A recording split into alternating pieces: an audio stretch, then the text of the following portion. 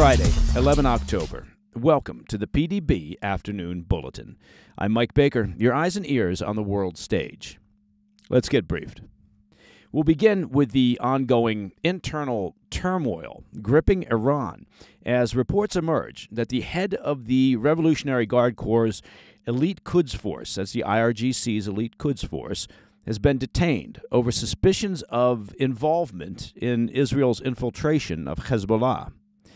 Then, Russian President Putin is cementing Moscow's close military and economic ties with Iran, meeting with the Islamic regime's new president for the first time Friday, and promising a further expansion of bilateral trade. Now, it's not exactly clear what Iran is getting out of this relationship, but I suspect that it rhymes with weapons technology transfer. But first, our afternoon spotlight. I want to begin in Iran, which has been gripped by paranoia, panic, and mistrust over fears of Israeli infiltration following Jerusalem's systematic and rapid destruction of Hezbollah's operations over the past several weeks. Not to mention, of course, the assassination of Hamas senior official Ismail Haniyeh while he was in a guarded IRGC compound in Tehran. Yeah, that would create some paranoia. Now, reports are emerging that one of the country's top generals, the head of the Revolutionary Guard Corps' elite Quds Force, has been detained as the regime probes his potential involvement in Israel's infiltration of Hezbollah and the assassination of the group's leader, Hassan Nasrallah, according to a report from the Times of Israel. The general in question, Ismail Haniyeh, has not been seen in public for several weeks following a trip to Beirut 2 days after the airstrikes that killed Nasrallah on September 27th. Rumors swirled in recent days that he had been killed in an airstrike last week, the one that took out Hashim Safieddine, and he was Nasrallah's likely successor. But Arabic media outlets subsequently reported that Ghani had been actually detained and, quote, subject to surveillance and isolation by the IRGC. Well, I know I'm being pedantic, but frankly, if he has been detained, then really you don't need to surveil him. Maybe something was lost in translation. Ghani was allegedly supposed to meet with Safieddine in a bunker at the time of the deadly strike last Thursday. His conspicuous absence from the bunker reportedly raised suspicions among Iranian leaders, prompting his detention. Well, hey, fellas, look, I'd love to be part of this top-secret bunker meeting, but I'm stuck in traffic. I tell you what, go ahead and get started without me. Yeah, possibly suspicious. Officials inside the Islamic regime say they're convinced that Nasrallah and other key leaders were assassinated due to high-level infiltration of their top brass by Israeli intelligence. A source close to Hezbollah told Middle East Eye earlier this week, quote, "The breach was 100% Iranian, and there is no question about this part," end quote. Unnamed sources told the Times of Israel that Ghani is currently under house arrest and being questioned by people under the direct supervision of Iranian Supreme Leader Ayatollah Ali Khamenei. Sky News Arabic and several other regional outlets also reported that Ghani has suffered a heart attack during his interrogation. Now, we should stress that these reports are all unconfirmed. Inside Iran, IRGC Commander-in-Chief Hossein Salami dismissed the stories in a statement to state media. I mean, not that we're giving his denials much weight, but he claimed Ghani was in perfect health. Hey, he's doing great, and was slated to receive a military honor. We are giving him a trophy from the Supreme Leader in the coming days. Yeah, that doesn't sound sketchy at all.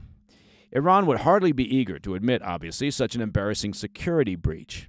As the leader of Iran's extraterritorial Quds Force, Ghani served as a key go-between for Iranian leaders and their network of proxies. Now, as you might imagine, if in fact he was compromised, well, the implications for the regime would be deep and wide. But it may just be indicative of the mistrust currently pervading all levels of Iran's government. As we've previously discussed, Iran was left in a state of paranoia over likely Israeli infiltration following Israel's targeted operations to degrade Hezbollah. Their anxieties intensified after Israel detonated thousands of communications devices laced with explosives and carried by Hezbollah fighters back on the 17th of September, followed by the rapid assassination of their top brass. The IRGC has since been furiously investigating possible infiltrations within their own ranks, examining everyone from senior security officials to commanders within the IRGC. Counterintelligence investigations do tend to cast a wide net and implicate a lot of people at the outset. The reality is, though, the Iranian regime doesn't know who to trust within their own ranks. The IRGC is particularly concerned over the safety of Khamenei, who has largely been staying inside a secure location in Iran since the assassination of Nasrallah.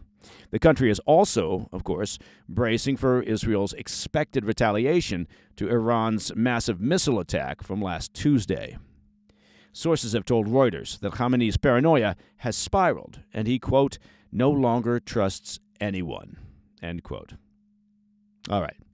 Coming up, Russian President Putin is further cementing Moscow's close military and economic ties with Iran, meeting with the Islamic regime's new president for the first time Friday. I'll be right back. Hey, Mike Baker here. You know, every day we hear about surveillance and how our right to privacy is being infringed upon. And it's true, right? You know what I'm talking about. It feels like we're living in a world where nothing is truly private anymore. And you know why? It's because nothing really is truly private anymore.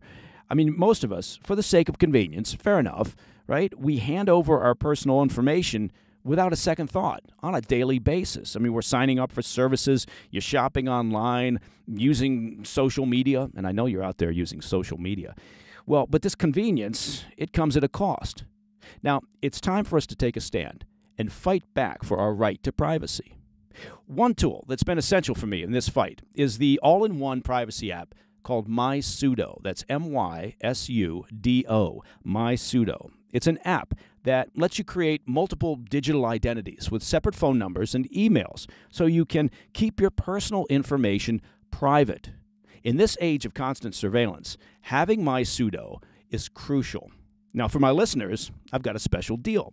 Go to mysudo.com/Mike Baker and use code, wait for it, Mike Baker. I bet you didn't see that coming, to get 30 days free on a Sudo Pro yearly subscription. Take back your privacy. Take it back with MySudo. Trust me, it's worth it. Welcome back to the Afternoon Bulletin. I want to turn our attention now to Iran's deepening ties with Russia, as Vladimir Putin and Iranian President Masoud Pezeshkian have their first face-to-face sit-down meeting. The pair convened at a regional summit in the capital of the Central Asian country of Turkmenistan on Friday, where they hailed their military partnership and promised an expansion of bilateral trade. Putin expressed admiration for the Iranian regime, saying he shares a, quote, very close worldview with his Iranian counterpart. Really? So what part of that worldview does Putin share? The part about wiping Israel from the map? The part about the U.S. being the great Satan?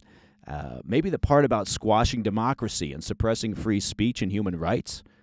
Well, yeah, I guess I do see the similarities. They are like two peas in a pod, aren't they?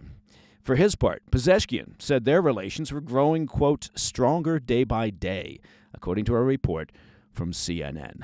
Iran and Russia have a de facto military alliance due to their mutual support of the regime of Bashar al-Assad in Syria. With both countries increasingly isolated by international sanctions, well, they have become even more dependent on one another. As we've discussed at length on the program, Iran has served as a key ally for the Putin regime as they wage their war on Ukraine, providing thousands of Shahed attack drones and, more recently, short-range ballistic missiles. There are even reports that Iran has built a drone factory inside Russia to aid in their war effort. Russian officials also reportedly think they can learn a thing or two from Iran on how to more effectively evade Western sanctions. Iran, meanwhile, receives technical assistance from Russia on their various weapons programs, and there is growing concern among Western intelligence agencies that they're also aiding in the development of Iran's nuclear program. And by that I mean, of course they are. An analyst with the UK think tank Chatham House told CNN, quote, since Ukraine, the two countries have been more equal in terms of both needing each other and relying on each other on specific issues. And that, I think, has been seen as beneficial from the Iranian side, end quote. Well, really, for any relationship to last, both parties need to benefit. The two countries are seeking to expand bilateral trade and economic cooperation and accelerate strategic joint projects. But their increasingly close ties obviously could spell trouble for any hopes of regional stability in the Middle East.